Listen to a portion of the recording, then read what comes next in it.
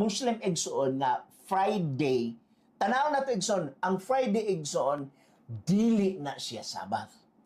Kaisa ra hisguti sa Quran ang word nga Friday.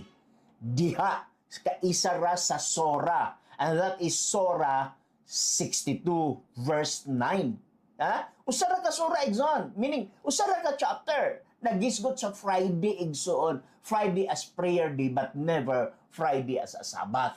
So naana sa igsoon sa Surah Al-Jumu'ah. Okay? 62 verse 9.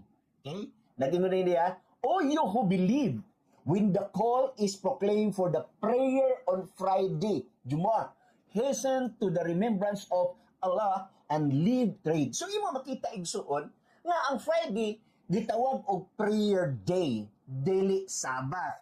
When in fact igsuon na naminaw man nato mga igsuon nga mga Muslim, correct me if I'm wrong, wala tay mabasa diha sa Quran nga ang Friday gitawag og Sabbath.